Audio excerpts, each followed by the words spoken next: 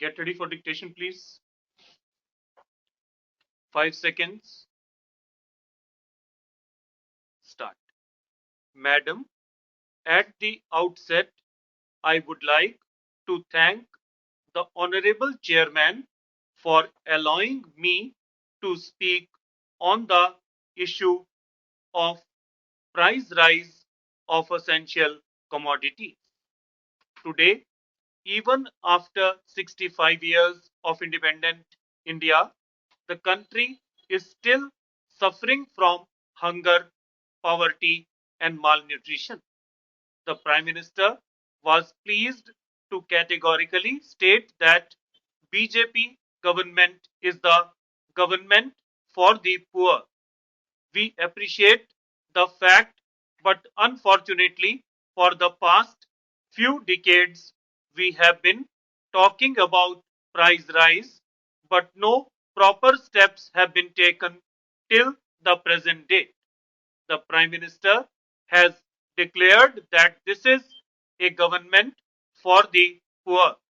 But I know even today many people are still living with one meal a day. The prices have risen so high that a common man is not able to have two meals a day. We know that one fourth of the hunger stricken people in the world today live in India. We are talking about e-service, internet, speed rails, many infrastructure projects, but still we are not able to provide essential commodities to the people. The price rise of essential commodities is soaring high and prices are shooting to the sky. The common man is facing a number of difficulties due to this. A common man is looking towards the government today to see how he will be able to live comfortably in his life. As a woman, I know any woman will be more bothered whether she will be able to manage her home with the small salary that she gets. Today, the prices have increased, the standard of living has increased, but the income that the people are getting has not risen to that effect. In order to take proper steps, I would request the government to stop future trading of commodities. We have got a huge potential in our country and the supply is always matching the demand, but due to huge exports the country has been allowing, we are today facing scarcity in the commodities. Hence, if export is banned and import is encouraged, the scarcity of such products will not be there. I would say that 25 essential commodities have to be taken into the ambit, including wheat, sugar, cereals, edible oil, mustard seed, some spices, potatoes, and onions. Such food items have to be removed from the list of trading to control the price rise. Secondly, rise of fuel price is the main reason behind the steep increase in prices of all the commodities. The rise in prices of petrol and diesel and gas is very fatal to the middle class family. The rise in these prices, I feel, brings about a further rise in all the other allied products and also in the transport related services like the Indian railways, and this is where the middle class family is affected. Today, the government is facing a lot of challenges. We agree that today the financial situation of the government is not favorable, but yet the common man is looking towards the government with a lot of hope. They have given a very clear verdict to the government and have deposed all the faith in the BJP and the Modi government, hoping that their living standards will improve. Due to rise in inflation, many industries have been shut down and a number of people have lost their jobs. The standard of living is going up day by day, but the income of common man has not improved. It is time we express our serious concern over the constant increase in the rate of inflation and the constant rise in the prices of essential commodities. We urge the government to take effective steps to control the rise in prices of the essential commodities and thereby strengthen and universalize the public distribution system. I would also request the Honorable Prime Minister through the Speaker to regulate the public distribution system to the states and in coordination with the state governments provide essential commodities to the common man at reasonable prices so that the common man lives a happy and peaceful life. The issue of price hike, which is being discussed in the House today, is much debated in every nook and corner of the nation these days. It is a very serious concern, no doubt. Nevertheless, we must not forget that the present government took over barely 1.5 months back and it cannot change the legacy it has inherited in that very short spell of time. We cannot expect the government to create any magic in a period of barely 1 or 2 months. We ought to give time to the government to make changes to the structure which has been responsible for giving rise to this price hike. Food inflation is the prime concern today for the entire nation as it has worst hit the common man.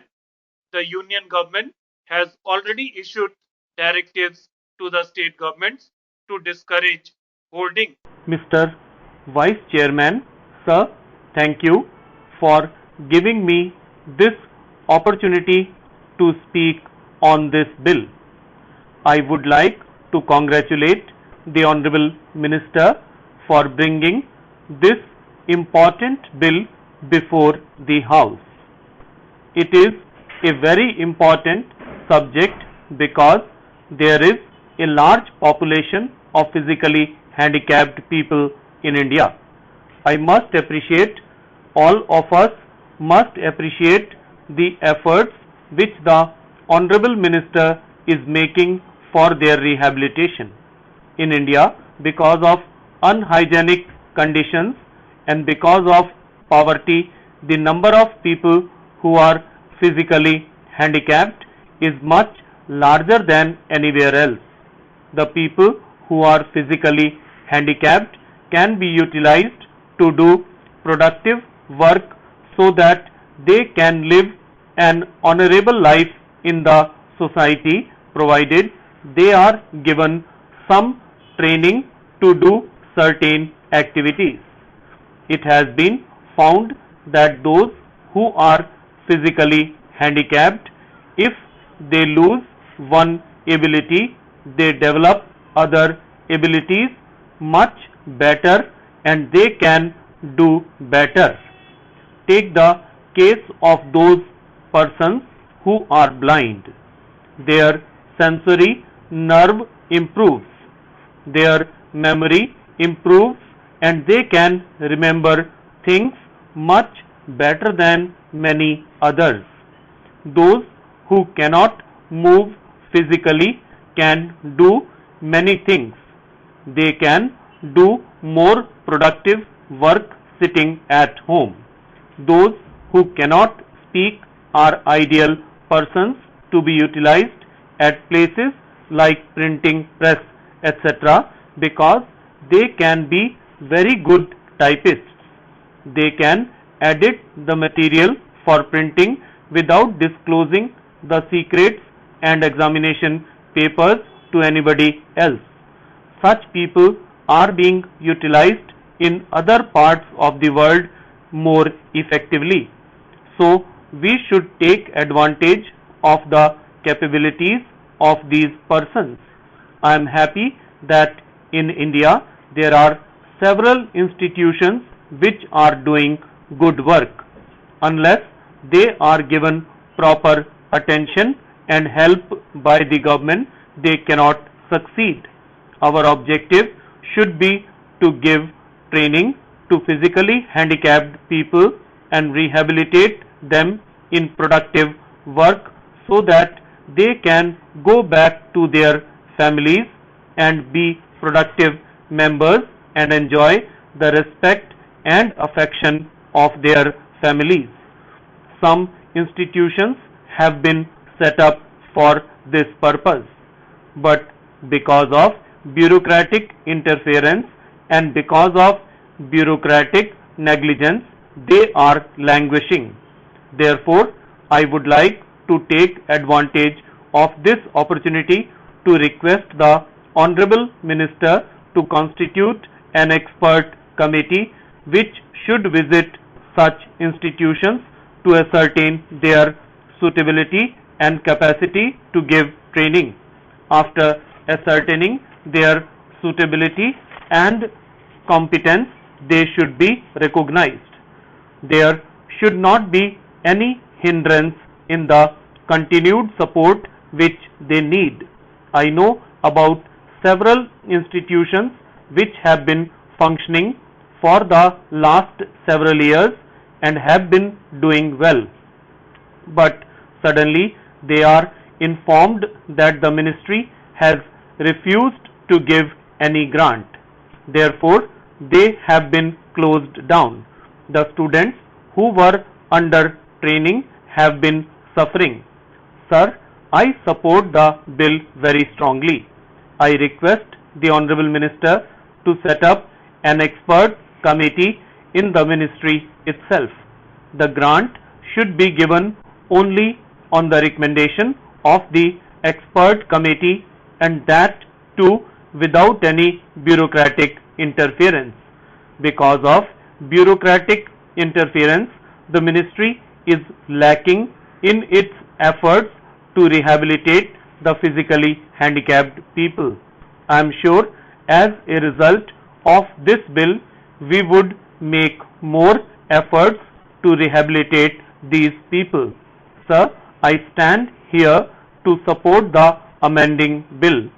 I think the views expressed by many of my learned colleagues here are a good contribution to the bill. Having got the experience of this ministry, I request the members of this house that they should not delay this bill even for 2 minutes. Sir, if we accept the amendment of the honorable members that this bill should be referred to a select committee and more ministries should be represented in the council, then it would defeat the purpose of the bill. Sir, for the first time a serious and effective step has been taken to mitigate the problems of people with disability. Sir, this house takes serious note of the problems of the people who are just 2 or 3% of our population and who are crying for reservation and special rights, but the government does not take note of the problems of these people who constitute 5 or more than 5% of our population. These people do not belong to one religion or one region, but they represent the entire country.